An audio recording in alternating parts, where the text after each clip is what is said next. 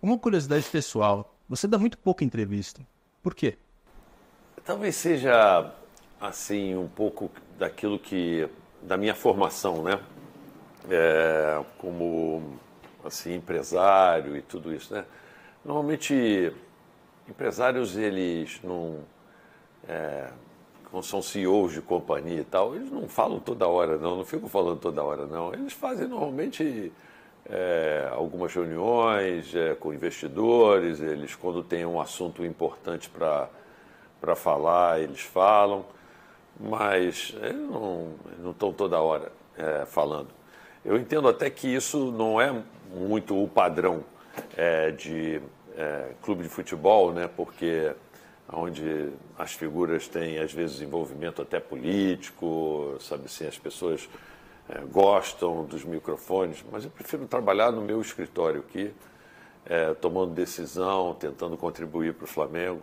E eu acho que tem uma equipe boa dentro do Flamengo que está capacitada para responder aí as perguntas, mas não é um problema para mim. Toda vez que precisar, pode estar certo que eu estarei aqui presente. Acho apenas que não é muito meu estilo. Meu estilo é mais reservado. Todo dirigente, às vezes, tem alguma frase que persegue ele, que volta para pegar. Marcos Braz que o diga. E no seu caso, você deu uma entrevista para o Benja, na época da eleição, e você tem uma frase lá que você diz assim: Benja, saiba que toda vez que tiver uma coisa errada, a culpa é do presidente. Exato, e isso é uma grande verdade. Sabe por quê? Porque, no fundo, quem tem a caneta e que tem o poder de mudar é o presidente do clube. Então, assim, aqui eu tenho o poder de trocar quem eu quiser. Então, no fundo, alguma coisa foi feita errada, a culpa é minha. Se foi feita certa, a equipe é brilhante, boa, mereceu fazer. Mas se teve errado, é minha. É assim, a vida é assim, entendeu? Assim, a responsabilidade maior é minha. E eu continuo achando isso. Eu continuo achando. Os problemas do Flamengo, quando tem problema, sou eu o responsável. Porque, de alguma forma, se foi cometido um erro por alguém, foi alguém que eu coloquei lá e que eu dei poder para ele tomar essa decisão que saiu errada. Então, no fundo, é isso mesmo. Falando, então, de coisas que dão certo e errado, na parte das finanças é mais fácil de falar porque o balanço já saiu e os números estão bem organizados, né? Faturamento de 1,3 bilhão, receita recorrente de 1,1, EBITDA para lá dos 400 milhões. Agora, todo clube, assim como toda empresa, tem períodos de investimento e períodos em que se reduz a dívida. O Flamengo vem reduzindo dívida e vem assim, por exemplo, não tem dívida bancária hoje em dia, não tem com nenhum tipo de banco. E continuou comprando jogadores, mas também não se alavancou. Assim, a impressão que eu tenho é que o Flamengo está se preparando para fazer um grande investimento. Qual é esse investimento? O estádio. É isso mesmo, você tem razão. A gente foi criando assim, corpo para eventualmente a gente dar um grande salto, que é onde a gente pode crescer receita de match day, que é no estádio. A gente pode fazer na melhoria de investimento do nosso quadro de jogadores, mas também no estádio, que por mais que a gente consiga alavancar com coisas como eu já comentei, que é esse potencial construtivo daqui, para redução do nível de investimentos, eventualmente até uma discussão que gera polêmica pra caramba, que é a discussão de vender uma parte minoritária da associação, a exemplo da estrutura do Bayern, para você não precisar endividar, você botar equity ao invés de dívida, e com isso não criar problema para custo financeiro depois para o futuro. Estou falando com um financista aqui, entende? Que alguém que entende de finanças aqui vai me entender o que eu estou falando, para poder não necessariamente endividar o clube. Mas assim, independente de qualquer coisa, se você precisar criar uma pequena dívida, você tem condição de pagar sem ter impacto no desempenho esportivo do clube. Para mim, isso é que é o mais importante. A gente, em qualquer movimento que a gente vier a fazer, a gente não ter problemas em manter um nível, uma equipe com um nível de excelência, para poder estar disputando todas as competições. E aí é um problema que o Corinthians tem. O Corinthians construiu o estádio, se enrolou. O Atlético Mineiro construiu, embora não tenha se enrolado ainda, tem uma conta grande para pagar. O Flamengo, você já chegou a dizer que esse custo desse estádio, entre compra do terreno e construção em si, seria de 1,5 bilhão a 2 bilhões de reais. Uhum. Como é que o Flamengo conseguiria fazer essa engenharia financeira sem comprometer o futebol lá na frente? Tá. Eu vou ter que elaborar aqui um raciocínio com você aqui que eu sei que gera aflição, principalmente para uma parte das pessoas que não entende muito do que a gente está falando. Mas, assim, vamos lá. Hoje o Flamengo tem um EBITDA de 470 milhões, não recorrente. Se você pegar recorrente vai dar 300 e poucos milhões e tal. Se você pegar um múltiplo de mercado, de resultado financeiro, vamos botar um múltiplo de 10, vamos dar que o Flamengo, mesmo sem considerar crescimento, o Flamengo vale a 4,5 bi, tá bom? Tem gente que faz conta, que acha que eu estou do lado, no safe side, estou abaixo. O Flamengo valeria mais pelo potencial de crescimento que tem. Mas que vale a 5 bi, vou fazer um grande número, 5 bi. Se eu for fazer uma diluição desse valor, então eu crio uma empresa que é dona do futebol e eu faço uma diluição dela, exemplo do que o Bayern fez, que vendeu 25% dessa empresa com um aumento de capital. Então, vamos lá, 4,5 bi, para ficar mais fácil, 4,5 bi vale 75%, eu vou botar 1,5 bi de reais do lado de cá, vai ficar com 25%. Eu posso vender para 3 caras, como o Bayern fez, um que queira naming right, outro que queira se associar ao Flamengo por 50 anos, pela importância que o Flamengo tem, por algum aspecto estratégico que isso possa trazer, como foi no caso lá, e eu tenho dinheiro para fazer o estádio.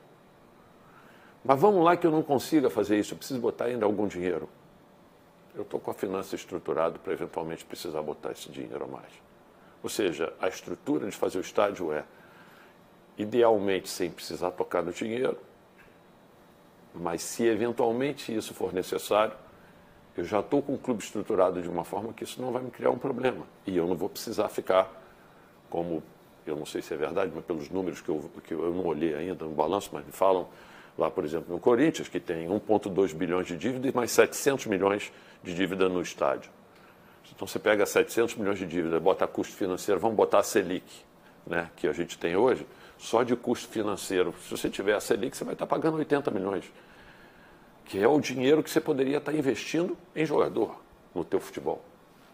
Isso dá, vamos dizer assim, uma desvantagem competitiva muito grande para qualquer um, que é algo que, no futuro, eu não quero que o Flamengo tenha. O que eu quero que o Flamengo tenha é o contrário. Se for fazer um estádio, é para crescer ainda mais a capacidade para poder melhorar ainda mais as receitas de match day e conseguir melhorar ainda mais o desempenho financeiro do Flamengo. É como eu penso, entendeu? Colocando em termos mais simples, é como se você estivesse dizendo que a compra desse imóvel, como se fosse uma casa, vocês querem dar uma entrada maior e ter um financiamento menor para pagar menos juros, e essa entrada, o dinheiro pode vir da negociação da SAF. Se eu precisar pagar o financiamento, porque eu acho que eventualmente se eu quisesse vender uma parcela minoritária, que isso é uma discussão para ter com os sócios, porque os sócios às vezes podem dizer o seguinte: não, eu não quero vender uma parcela minoritária. Ok, então eu vou ter que esperar ainda um pouco mais para que a minha geração de caixa livre no Flamengo permita eu pagar o financiamento que eu tenho. Hoje eu diria para você, se eu for fazer, ainda vou impactar o desempenho do futebol. Minha decisão é não fazer. Se eu tivesse sentado nessa cadeira depois. Só faria isto no momento em que o desempenho do futebol não fosse ser afetado. E a decisão no fim do dia é dos sócios, né? Agora, você já pode estruturar e avançar em algumas etapas, talvez para chegar mais pronto para esses sócios. A parte de montar a maquete, assim, todo presidente de muitos clubes já fez, e montar a maquete é uma coisa fácil. Difícil é conseguir o dinheiro.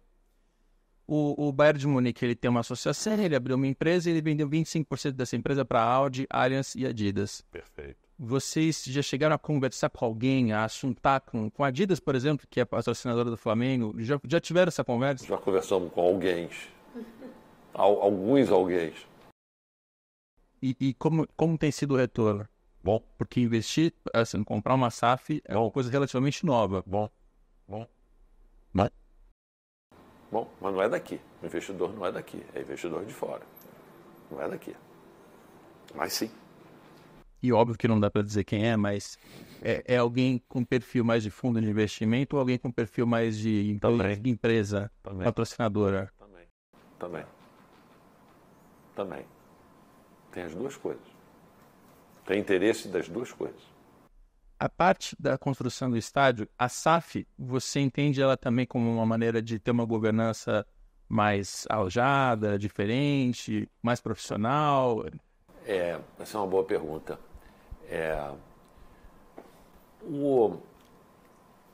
Porque isso eu já debati isso com os sócios aqui algumas vezes no Flamengo, né?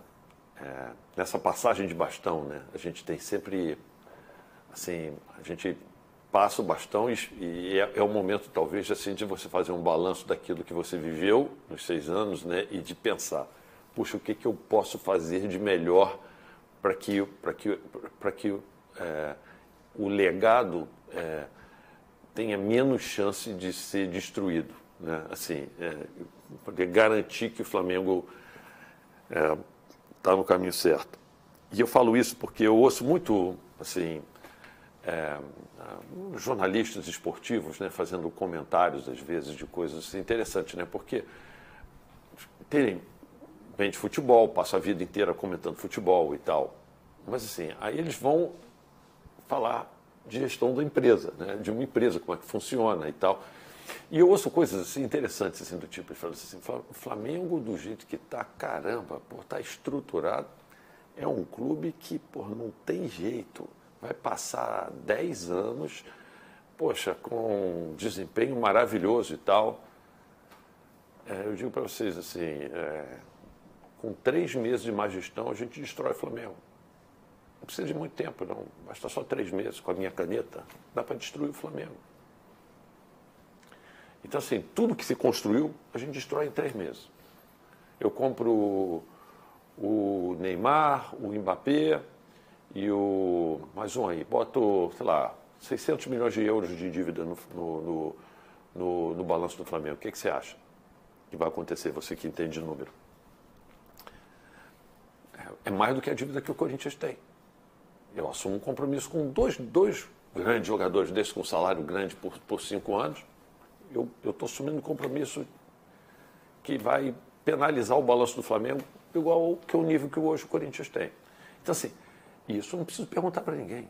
Se eu quiser, amanhã eu contrato. Então, assim, eu acho que você ter... E porque um clube, uma associação desportiva, ela não tem dono, os donos são os sócios do clube, que tem lá o seu título. Mas não tem assim um olhar. O olhar é o olhar apaixonado de torcedor e não é um olhar de quem está preocupado estruturalmente com a saúde financeira. E a preocupação que eu tenho maior é que talvez nem todo mundo tenha sido forjado, vamos dizer assim, na vida, aí que falando um pouco de mim, como eu fui.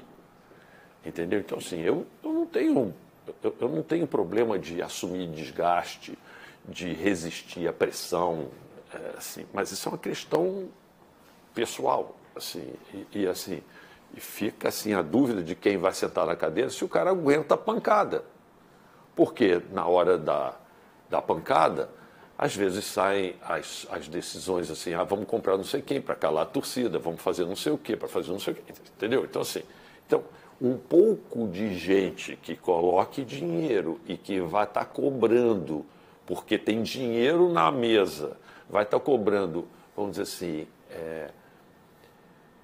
disciplina de capital nas tomadas de decisão, para mim, seria algo bom para o legado futuro do clube, para a sustentabilidade do clube a longo prazo. Você está dizendo que se tivesse alguém com 25% dessa SAF do Flamengo, esse alguém e a própria governança da SAF ajudariam a travar maluquice. Exatamente. Tá vendo? Conversar com gente inteligente é bom, assim, porque porque eu quero entender o recado rápido. Agora, fazendo uma alfinetada, assim, o opositor pode chegar e dizer assim, não, mas o Landim está fazendo uma SAF, que ele quer ser o CEO da SAF e assim ele vai poder prolongar. Já falaram isso. Você pode ver, se queriam, já pensa isso e já falou.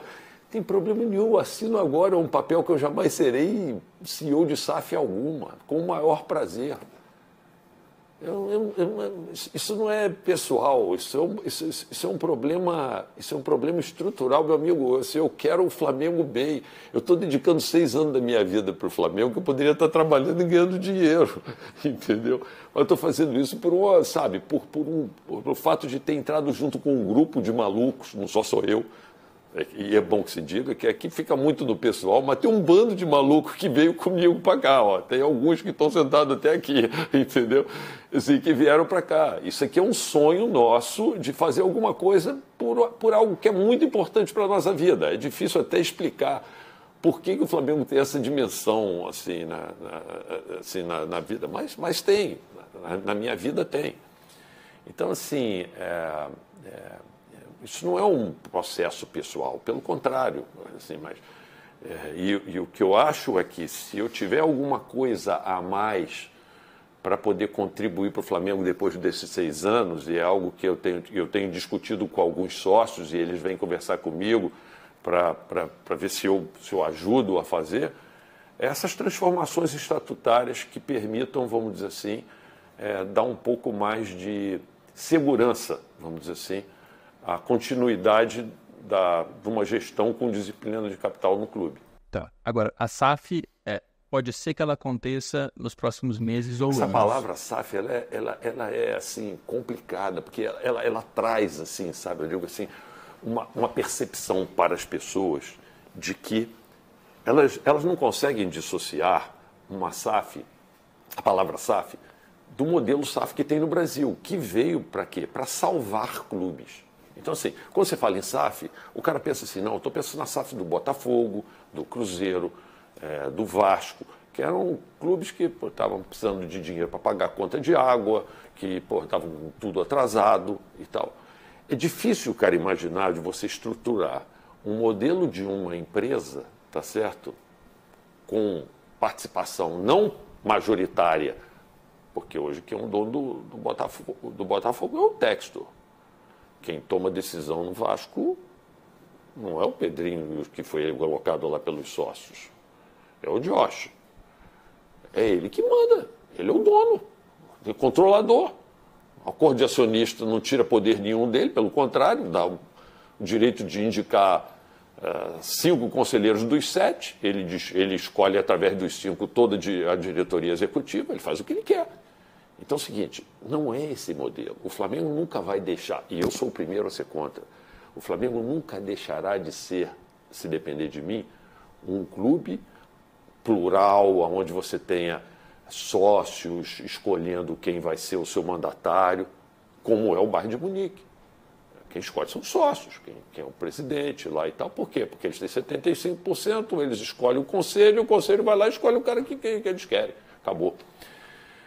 Não é isso, entendeu? Então, assim, eu não falo... Eu estou chamando a atenção disso porque essa palavra SAF parece que ela é maldita. Ela diz o seguinte, o Flamengo vai deixar de ser tocado como sempre foi, pelo seu clube.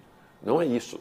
É uma estrutura, seria uma estrutura financeira distinta, mas com a governança ainda controlada, pelo menos pelos seus dirigentes, controlada pelos sócios do clube, porém, com proteções de quem colocou capital lá, que vai querer que uma série de regras de disciplina de capital sejam implantadas. É isso que mas que é difícil, sabe assim, emocionalmente de conseguir conduzir com o sócio. É que tem um processo de aprendizado aí, né? Até 2021 a SAF nem existia. Primeiro a gente teve que explicar o que é a SAF nesse modelo Botafogo, Vasco, Cruzeiro. Agora vai mostrar outras possibilidades. Mas assim, a SAF pode acontecer ou não. O que vai acontecer é a eleição do Flamengo. Fato.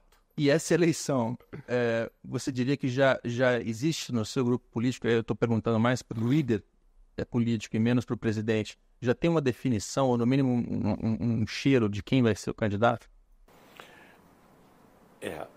Assim, o que a gente está fazendo? Porque, assim, existem potenciais candidatos, já declarados potenciais candidatos, que fazem parte da própria gestão hoje do Flamengo, tá certo? E que já se lançaram, já estão fazendo seus movimentos, conversando com pessoas e tal, é natural que isso ocorra. Mas antes do processo começar a descarrilhar aqui o trilho aqui, o que a gente fez? Eu criei um grupo de trabalho e com participantes, vamos dizer assim, desses grupos que estão todos aí, que fazem parte, que estão representados nas vice-presidências de apoio. O que a gente está fazendo? A gente está fazendo um balanço daquilo que a gente se comprometeu a fazer há quase 6 anos atrás e do que nós fizemos. A primeira parte o que eu falei que eu ia fazer e o que a gente falou, o que a gente fez e aonde a gente está. E depois, qual o nosso plano para os próximos 3 anos aí, que sejam de mandato, né? Na verdade, a gente pode até pensar um pouco mais, mas assim, pelo menos para os próximos 3 anos, aonde a gente entende que o clube precisa continuar a evoluir e quais são os projetos que a gente tem para isso. Muito bem. Uma vez estabelecido esse plano, a gente tem que chamar as pessoas e dizer assim, vem cá, quem é que... E aí não é só o quê, é o quê, como, quando e onde, envolvendo quem são as pessoas, a gente faz um plano que envolva tudo isso. E aí a gente diz o seguinte, quem está comprometido com isto? Porque senão fica assim, o candidato, por que um candidato? Isso não é um candidato, isso não é uma pessoa, não sou eu que estou aqui. Quer dizer, quando eu vim para cá, tinha um plano de trabalho para eu poder cumprir, que eu estou tentando cumprir da melhor forma possível, tá certo? Claro que com o apoio de várias pessoas aqui, inúmeras pessoas. A ideia é fazer exatamente isso. E esse candidato que surgir dessas discussões, que seja um cara comprometido com este plano, que é o plano que a gente vai pretender fazer. Eu vou querer opinar nesse plano. Esse plano está sendo construído, mas eu também vou querer opinar no plano. Eu vou querer dar ideias de coisas para que a gente possa continuar a fazer. E aí, no final, vamos tirar por consenso nesse grupo e vamos ver quem é que está comprometido com aquilo ou não. Isto, para mim, vamos dizer assim, é o primeiro passo antes de escolher a pessoa. O primeiro o que a gente quer? Qual o Flamengo que a gente espera ter? E é nisso que eu estou trabalhando agora, junto com essa turma. Aliás, o coordenador está ali, do trabalho ali, está ali. Ó. E aí, ampliando um pouco o escopo, mas mantendo na linha da liderança, os clubes estão discutindo a fundação da Liga há muito tempo, e eu acho que uma história que as pessoas não sabem e precisariam saber é que começou com vocês lá para 2020, 2021, quando você se aproximou do Flávio Sveiter, começaram a conversar sobre fundar a Liga. Quer dizer, Liga todo mundo sabe que precisa, mas naquele momento vocês começaram a conversar. Conta um pouco desse contexto. Então, é fato. Assim, a gente acha que a Liga ela vai poder, vamos dizer assim, ajudar a resolver uma série de problemas do futebol brasileiro. Eu tenho convicção disso. Claro que tem a parte da negociação, dos direitos, que é sempre algo muito importante, de forma coletiva, que a gente sempre defendeu aqui, mas isso passava por uma série de mudanças, né? Passava pelo fato de você ter o direito de poder negociar os seus direitos, pela forma com que a lei existia antes. Você não podia passar a ter os teus jogos que você era mandante, então você precisava ter dos dois, então era difícil de organizar esse processo. Então, primeiro você passa a ter um movimento que os clubes todos abraçaram, de eles passarem a serem mandantes donos dos direitos dos jogos que eles são mandantes. E aí, depois disso, vamos começar a tentar juntar isto tudo para fazer uma negociação coletiva. Há exemplo do que existe em outras ligas do mundo, porque dessa forma a gente pode tentar buscar mais recursos, que vai ser bom para todo mundo. Então, assim, e aí melhorando várias outras coisas, qualidade do produto, a gente andou estudando muito como é que foi feito na Liga Inglesa, né, que no início dos anos 90 era aquele horror, os estádios lá todos esburacados, tudo, briga de torcida, uma confusão danada, os campos, os gramados horrorosos e tal, e hoje a gente olha a Premier League e vê o que é a Premier League, né? Assim, eu diria topo em termos de organização que a gente vê de futebol em termos de liga, né? Então, assim, um sonho de tentar fazer alguma coisa. Então, de fato, aproximei lá do Flávio, ele tinha a mesma visão que eu. A gente pegou um livro, eu me lembro que eu presenteei esse livro para todos os presidentes de clube, mandei de presente de Natal e mandei com um cartãozinho meu dizendo o seguinte: eu espero que um dia a gente consiga criar algo semelhante ao que isso foi criado aqui. Quer dizer, que eu acho que isso vai ser importante para todo mundo, vai ser uma forma da gente poder melhorar o todo. O livro era o The Club, da fundação da Premier League. Exatamente. Muito bom livro. Muito bom livro. Eu gosto muito daquele livro. Já li umas 2 vezes. Mas aí nesse processo surgiu um movimento de oposição e na cabeça deles de resistência, que vem do Mário Celso Petralha, vem do Mário Bittencourt, que fez com que os clubes ficassem em blocos diferentes. Hoje esses blocos eles estão em posições muito diferentes, porque um vendeu os direitos de transmissão para a Globo, o outro não, mas o outro vendeu para investidores e vocês não. Então, está numa posição muito diferente entre os blocos. Ainda dá para unificar? Eu acho que dá. Minha afinada avó falava uma frase que eu nunca me esqueci, né? Entre as frases que ela me falava, né? Ela falou assim, meu neto, assim, às vezes as coisas que na vida às vezes não se decidem pelo amor, elas se decidem pela dor.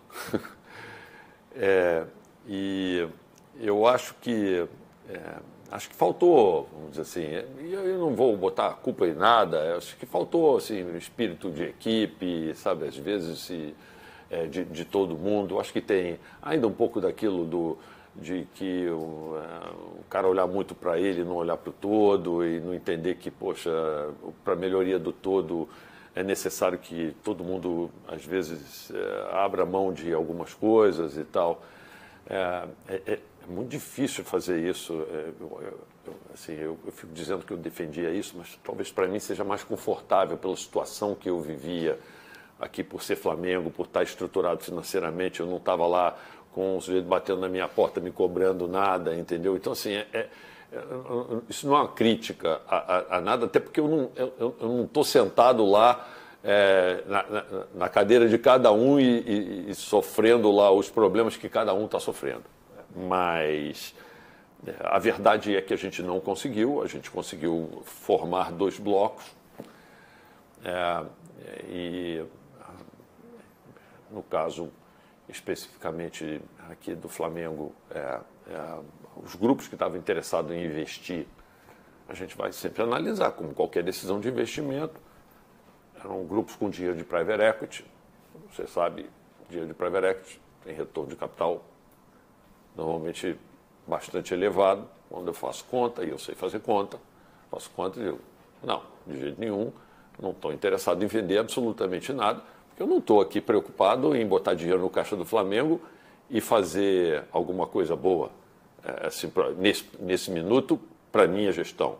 Eu estou aqui, já falei, estou aqui preocupado em entregar o bastão com o Flamengo da melhor forma possível para que ele possa ter um crescimento cada vez maior. E é claro que não é comprometendo a receita futura que eu vou fazer isso, principalmente, né, a custo de capital extremamente elevado, descontando a custo de capital extremamente elevado. Então, mas nesse ponto, a conversa ela veio nesses anos todos com, olha, tem um fundo árabe, Mubadala, que está interessado em comprar parte das receitas futuras da Libra. Isso. E o Flamengo me parece que foi um dos clubes que, assim, com mais consistência disse não quer vender percentual algum. Isso é uma posição irredutível? O Flamengo não vai vender nenhum por cento? Ou, por exemplo, na história do estádio, que precisaria de dinheiro, Existe alguma margem de negociação ainda? A resposta do Flamengo a esse não é simplesmente porque a gente fez conta. E a gente chegou à conclusão de que não era atrativo. Eu não vou vender por 20, como foi a proposta, nem por 50, como foi do outro grupo, e já venderam anos de receita. Porque quando eu faço o cálculo da minha expectativa de receita, eu vejo que a taxa interna de retorno, a depender do cenário que você tenha, mas é entre 25% e 30%. Meu amigo, não sei se tem negócio no mundo que dá isso. Eu acho que nem venda de cocaína. Sei lá. Entendeu? Então, assim, eu estou fora, eu não quero vender. Pelo contrário. Se eu tiver dinheiro em caixa, alguém quiser vender, eu quero comprar. Porque isso é um bom investimento. Eu estou olhando como pelo lado financeiro da história, entendeu? Mas é por isso. Mas eu entendia que o Mubadala era importante estar junto ali. Por quê? Porque eu volto a dizer, a situação dos clubes é diferente. Enquanto eu não estava precisando de dinheiro para o meu dia a dia, outros clubes que fazem parte da Libra estavam querendo realmente alguma antecipação de receita. Eles que façam as contas deles, mas assim, se eles querem vender ou não, mas ter alguém para poder aportar dinheiro, para mim era importante, mesmo que eu não quisesse vender a minha parte. Esse é o ponto, entendeu? Assim, eu entendo o seguinte, que nós não estamos todos na mesma situação. E você tem que reconhecer isso e dizer, não, eu não vou vender e acho que ninguém vai vender. Não, que isso, não, se vocês quiserem vender, vendam. Quem sou eu para dizer? Pô, é uma decisão individual de vocês, só não queiram que eu venda a minha parte, eu não vou vender. E só para esse cálculo ficar mais fácil, se hoje o Campeonato Brasileiro tem uma receita de 2 bilhões de reais, aproximadamente, e estão vendendo 20%, significa que o investidor hoje receberia 400 milhões desse valor. Agora, o campeonato pode se valorizar para caramba nos próximos anos e pode chegar a 5 bilhões. Quando chegar em 5 bilhões, esses 20% já passam a ser muito mais, passa a ser 1 bilhão. Esse é o ponto que você não quer colocar o Flamengo, quer dizer, ceder um percentual alto por um período longo demais para que quando crescer a vaca engordar, você perde o picanha. Sim, e porque quando eu olho a remuneração desse capital, eu teria que ter uma remuneração perto de 30% real ao ano, coisa que eu não vou encontrar no mercado, tá certo?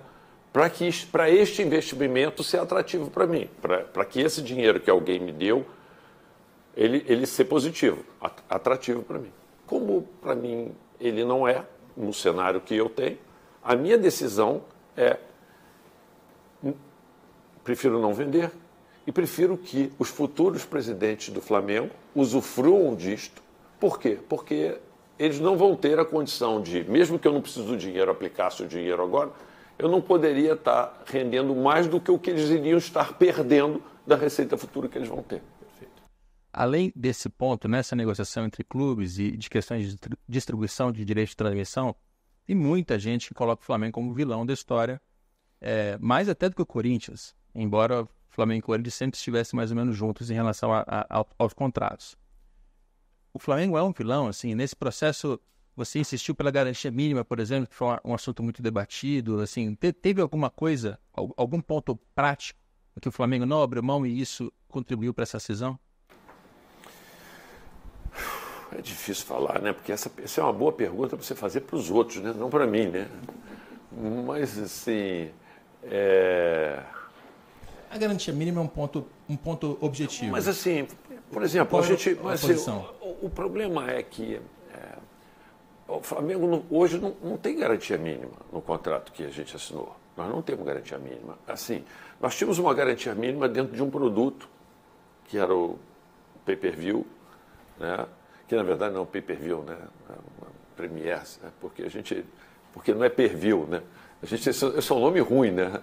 Mas assim, a gente pegou esse nome e fala, né? Porque na verdade a gente compra o campeonato inteiro, não compra o jogo, cada jogo, né? Mas assim, a gente tinha uma garantia mínima que na verdade todos os clubes tinham, e esses clubes abriram mão em negociações, em épocas em que eles estavam precisando de adiantamentos, e aí eles negociaram, e aí o cara disse, está tudo bem, eu te abro mão, mas abre mão disso aqui. Né? E o Flamengo falou, não quero abrir mão disso aqui, até porque eu também não quero fazer o financiamento, eu não preciso antecipação. Prefiro ir a mercado se eu precisar levantar dinheiro do que fazer essa antecipação para perder esse direito, que pode ser algo que acabe me trazendo problema. A verdade é que quando foi negociado o pay-per-view no mercado, em 2016, para valer a partir de 2019, existia uma expectativa, o Flamengo tinha mais ou menos 20% da receita daquilo, então era 600 milhões, sei lá, e a gente ia ficar com 120 milhões de mínimo garantido no pay-per-view. E aquilo corrigido por IGPM ao longo do tempo. Né? A verdade é que esse mercado muda. Tem alguns riscos que são inerentes à própria decisões. Né? Então, assim, a gente tomou a decisão certa em querer ficar com o pay-per-view, porque esse valor corrigido, acho que esse ano vai dar 174, né? Por volta de 174 milhões esse ano, esse valor corrigido. Enquanto que aquele mercado que era visto para ser de 600 milhões, nas conversas que a gente tem com a Globo, ela fala em 430 milhões, sei lá. O mercado caiu, ao invés de pegar de 600 e crescer com o IGPM também. O mercado caiu de valor. Por quê? Porque você tem outras tecnologias, o cara vende agora no... Sei lá, pô.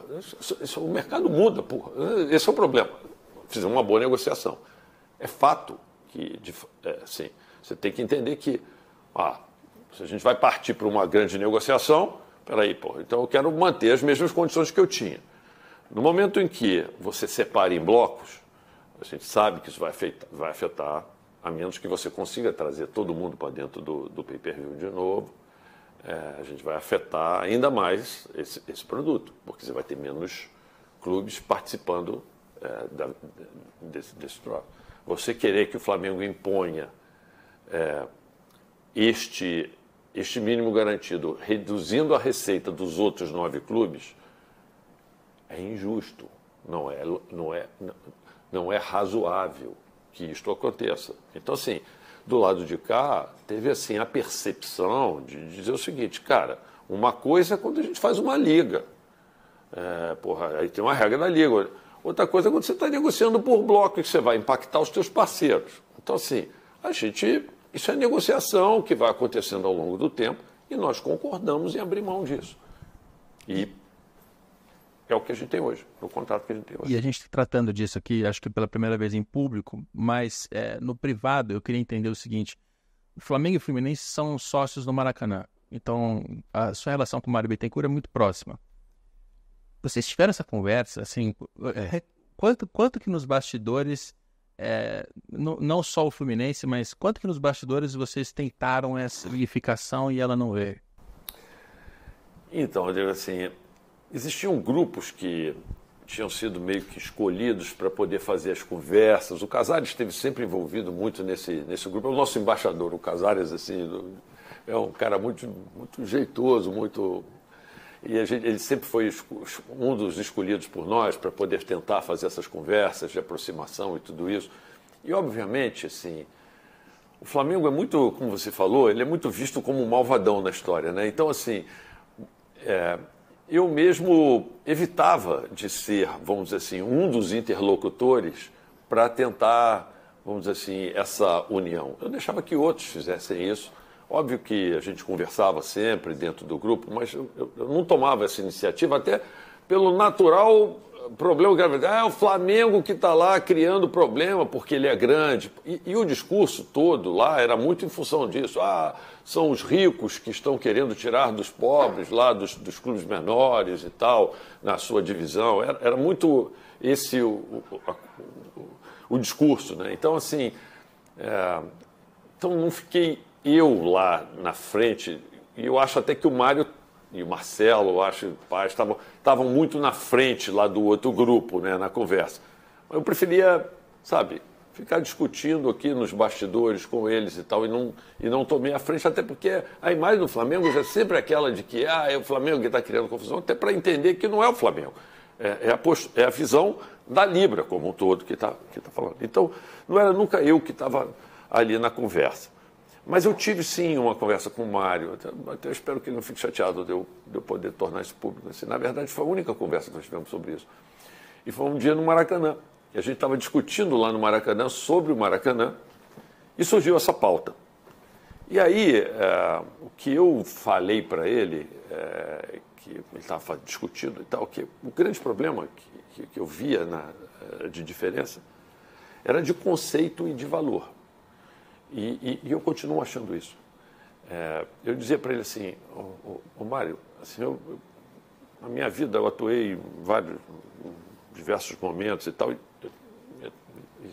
atuei em mercado, em busca de levantar capital de empresa e tudo. E o que eu aprendi na minha vida é que quando um produto ele tem valor, aparece dinheiro. Você tem um bom apartamento, ali na Vieira Soto, de frente para o mar e tal, meu amigo, vai aparecer comprador por um bom dinheiro. Sabe por quê? Porque o produto vale. Ele vale. E o grande problema é que existia uma diferença de percepção, pelo menos nossa, o grupo da Libra com o grupo de lá, em relação ao valor que a gente trazia para a mesa e o valor que eles traziam para a mesa. Então, eu dizia isso para o Mário, eu disse, Mário, assim, o grande problema que eu acho é que vocês não aceitam algo que para nós é uma verdade absoluta. É que o valor que a gente traz para a mesa é muito maior do que o valor que vocês trazem para a mesa. Então, assim, você não vai conseguir convencer todos os clubes a abrirem mão de algo que é um patrimônio deles. Esse é o grande problema que está por trás disso. E já que você abriu esse bastidor, como é que ele reagiu? Ele ouviu, mas obviamente não concordou, porque nada daquilo evoluiu. Eu falei para ele assim, olha, eu vou ser muito franco com você. Eu acho que o que existe aqui é uma diferença de percepção do nosso grupo para o grupo de vocês em relação ao valor que nós temos. Nós vamos ao mercado, eu tenho certeza que nós fomos ao mercado, no momento que nós fomos ao mercado, nós vamos extrair valor de mercado. Eu, sinceramente, tenho dúvida se vocês vão conseguir fazer isso. E eu falei isso para eles, assim como falei para 2 investidores deles, que depois vieram conversar comigo aqui. Eu falei a mesma coisa para eles. Mas, assim, é por uma questão de convicção. E eu estou aqui, obviamente, também para defender os direitos do Flamengo e do grupo com o qual a gente está negociando. Mas isso não... Assim, eu continuo tendo uma ótima relação com o Mário, assim, de franqueza absoluta no dia a dia, com tudo que a gente conversa e tal, mas, sinceramente, em relação a este problema, a este ponto, eu só conversei com ele uma única vez. Um ponto curioso no passado é que, e aí é uma opinião minha, se a gente tivesse ainda o direito anterior à lei do mandante, a Liga já estaria resolvida. Porque tendo do lado da Libra os clubes que estão, não teria como o outro bloco ter nenhum valor comercial para o mercado. E a gente sabe também que esse movimento da lei do mandante começa com o Flamengo em 2020, no contexto de Campeonato Carioca, Jair Bolsonaro, disputa comercial com a Globo, etc, etc. Não precisamos entrar nisso, mas você se arrepende de alguma coisa em relação à lei do mandante? Não. O primeiro ponto, assim, é engraçado quando as pessoas fazem uma pergunta, né? Porque às vezes a gente tem que voltar atrás, quando a gente não concorda com o conteúdo da pergunta. Mas assim, eu queria primeiro discutir isso com você. Eu acho que não, pelo seguinte, porque se a lei anterior tivesse em vigor, com os grupos que nós temos de clubes, a gente não teria nem o sucesso disso. Sabe por quê? Porque só os jogos entre os clubes de dentro da Libra que poderiam ser passados.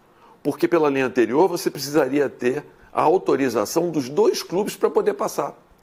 Então, o número de jogos que a gente teria com 9 clubes ficaria muitíssimo mais restrito. E não haveria o interesse da Globo de negociar. Mas até ontem Vasco, Botafogo e Cruzeiro estavam na Libra. Não. Fluminense e Internacional talvez tivessem muito mais receio de ficar do lado dos emergentes se não fosse essa Mas aí a gente está partindo de uma premissa que não é o fato. O fato é que do lado de cá tem 9 clubes. Então, só jogos entre os 9 clubes e entre os dois dos 9 clubes participando é que poderiam ser passados. E agora não. cada um desses 9 clubes tem 19 jogos para poder passar, inclusive com os dos outros clubes. Então, nesse ponto, na minha percepção, eu acho que a lei do mandante, ela proporcionou a possibilidade disso acontecer. Certamente nós não teríamos assinado o contrato que nós assinamos se a lei não tivesse passado, na minha visão. Bom, mas dito isso, não. Eu acho que tudo isso, falando sinceramente, isso é um estágio necessário para que a gente possa atingir a Liga. Assim, eu continuo acreditando nisto e eu continuo entendendo que esta é uma etapa de um processo maior que vai acabar acontecendo. Como falou a minha finada avó, por amor ou por dor, eu acho que em algum momento os clubes vão entender que é fundamental para que eles possam se sentar e se entender. E eu espero que isso venha ocorrer o mais rapidamente possível. A gente tem um contrato aí de 3 anos, de 5 anos já assinado. Temos bastante tempo para poder trabalhar. Eu não vou estar aqui como presidente do Flamengo, pelo menos vou estar a partir de até dezembro estarei, mas depois não. Estarei se estiver vivo, né? Mas depois não. Mas certamente vou estar disposto a colaborar, porque eu entendo que isso se for chamado, né? Porque eu entendo que isso é algo que seria legal para o futebol como um todo, entendeu? Não é Flamengo, isso aqui é pensar futebol brasileiro, pensar maior, mais alto, entendeu? É tentar reformular o futebol, que é algo importante. E era aí que eu queria terminar essa entrevista, já que a gente começou pessoal, a gente termina pessoal. Em 2025, onde é que o Rodolfo Landim vai estar? Rapaz, ele vai estar na arquibancada torcendo muito pelo Flamengo, porque agora eu vou poder ficar feliz quando o Flamengo ganhar, entendeu? Não vou ficar só mais aliviado, eu vou poder ficar feliz. Mas talvez ajudando o Flamengo de uma outra forma, não como presidente, mas ajudando o Flamengo de alguma outra forma, e talvez até ajudando em alguma coisa o futebol brasileiro, se me convidarem para fazer alguma coisa. Assim, eu adoro futebol, acho que esses anos aqui vão me dar alguma experiência razoável nessa atividade e vou estar sempre disposto a ajudar, porque isso é uma paixão pessoal que eu tenho enorme.